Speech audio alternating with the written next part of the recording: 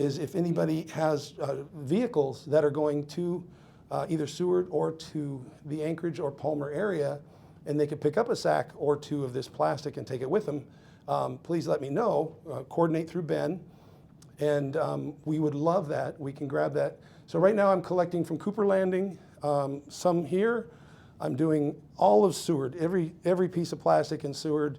The marine, I forget the name of the boat yard there, they do shrink wrap plastic, I'm taking that. All of the Kenai Peninsula boroughs.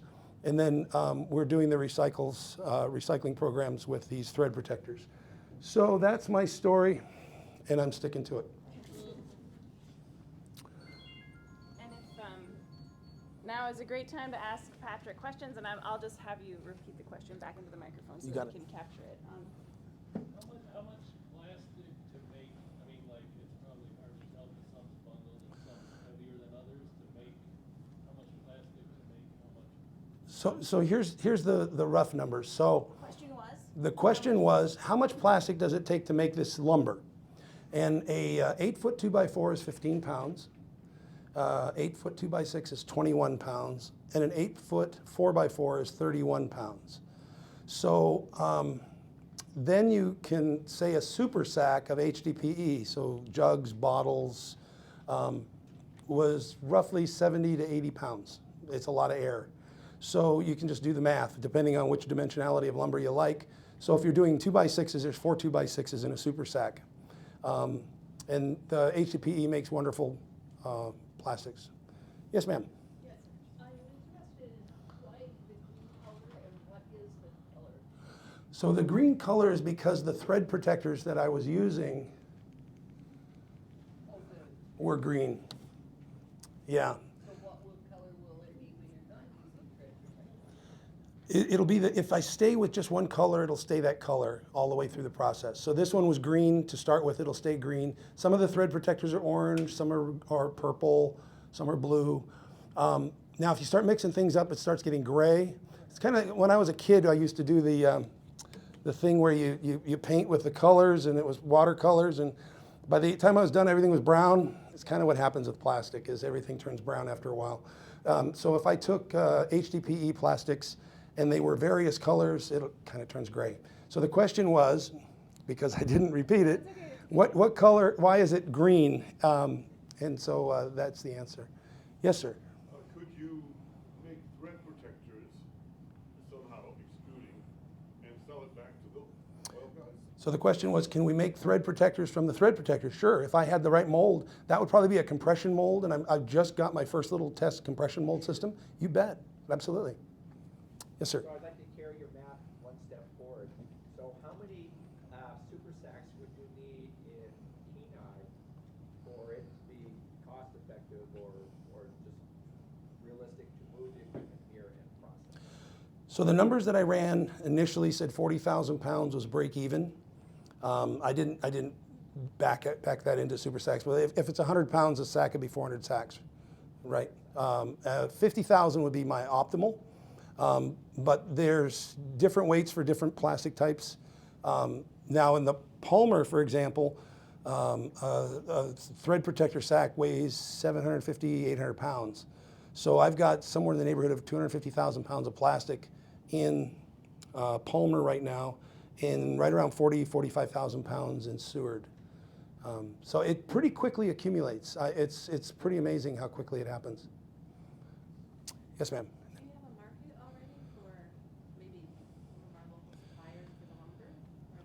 I couldn't have seeded that question better myself. The question was, do we have a market locally?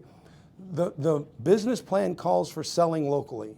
So I don't want to make product and then move it. I want to make product and leave it and sell it locally. So, and I'd like to use existing channels. So for example, SBS is here. That's an obvious example, but a good one. So who's my first customer? My first customer actually in Palmer is American Fast Freight. You go, American Fast Freight? How come? Because they need dunnage. Dunnage is the wood that they use to hold freight in place. Anytime you ship something, you have to block it. So they separate things, they hold it so it doesn't roll if it's pipe. So that blocking material is wood, and they go through it fast. the fella that I'm working with, the general manager at American Fast Freight in Anchorage, says he uses over 100,000 pounds of wood a year.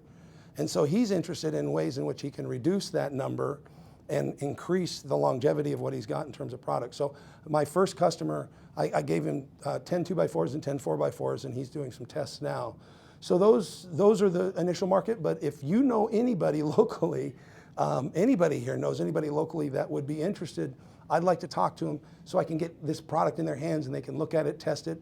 I'm gonna be going to Alaska Rubber and doing some evaluations of the product so we can determine how strong it is and some of the normal metrics. So we'll have some data to go with that.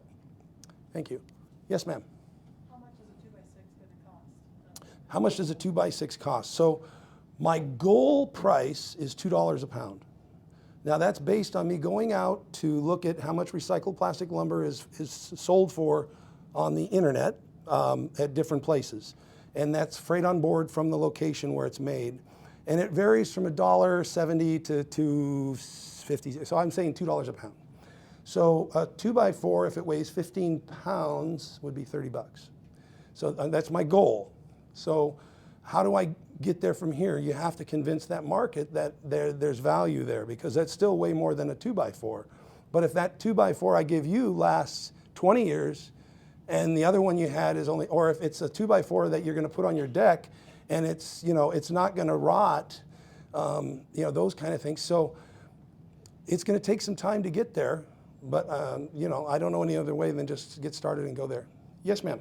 I'm curious about the energy use that you have to use to make this product. What, are you coming out ahead, or is it, I'm just wondering, is it gonna defeat the purpose of recycling and then you use more energy than it takes to recycle? Oh, great question. So the question is are you using more energy to recycle it than you would if you just bought a virgin product? And the literature tells us that about 2/3 of the energy is required in a recycled product than a virgin product. So that's what the literature tells us if we look at studies and other people. I have not done the math, so I couldn't confirm or deny that. It's a work in progress, unfortunately. But it is a very good question and one that really does deserve an answer. Then the idea of a carbon footprint as well. Even though you may be using more energy, are you using less of a carbon footprint overall and those kind of things. So there's some life cycle analysis work that really does need to be done. Yes? Are there programs that would pay you to go pick the stuff up off the beach? Are there? Because that's the, I mean, if we didn't have it on the beach, we wouldn't have to do any of this. Well, I've been using the beach plastic as a place to start, but the residential, post-consumer recycling, residential plastic, that's really where this is going to live. So I would say that the amount of plastic I get off beaches is going to be somewhere in the neighborhood of 5 to 10% of the total plastic I can actually get. So that, Can we have the Japanese pay you to go get the stuff? you know, if they're, so I don't know the answer to that, but I'll tell you this.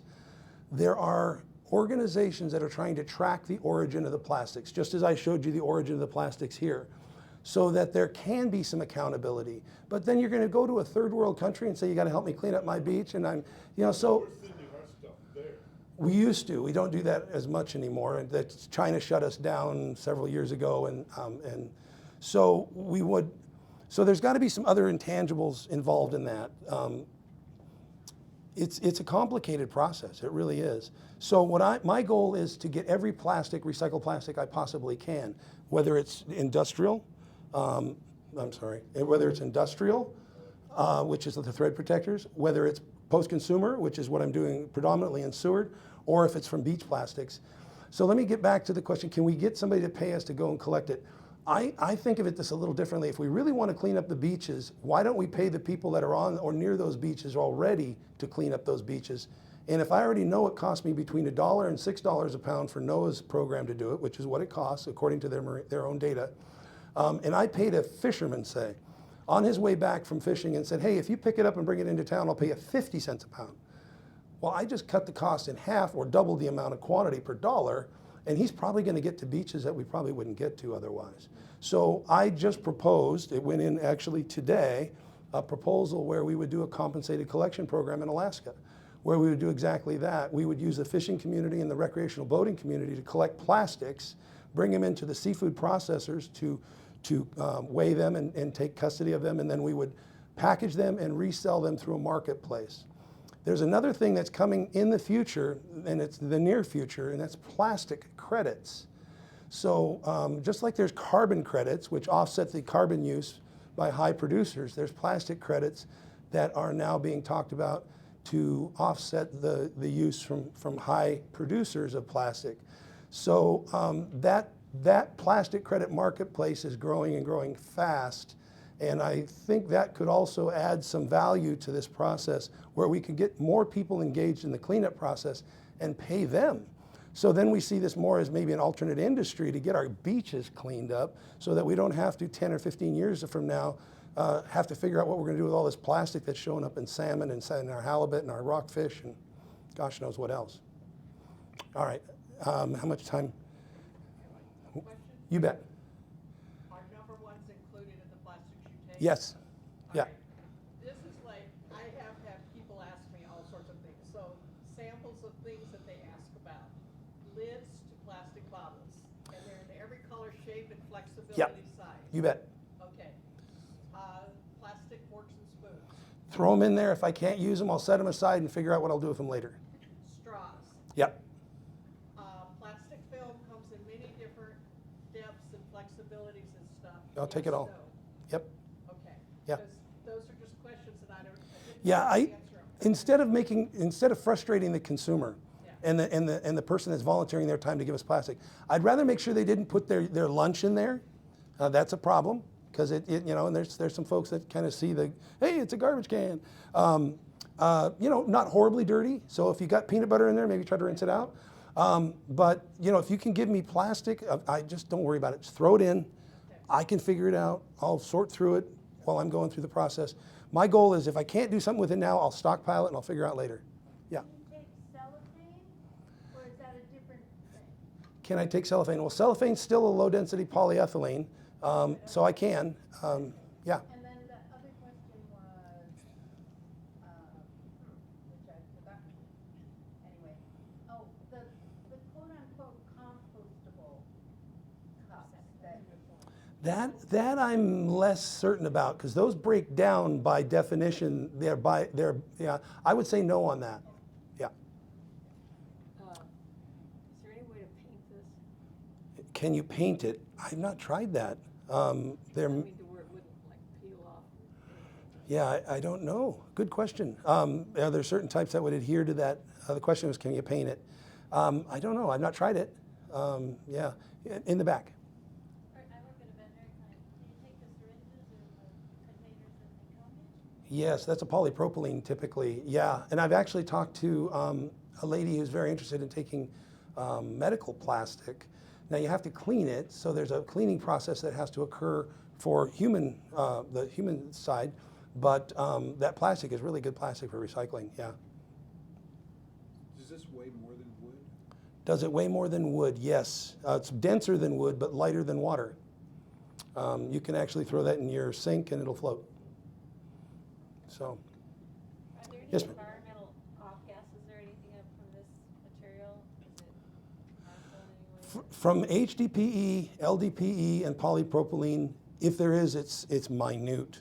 Most of the emissions you get are steam.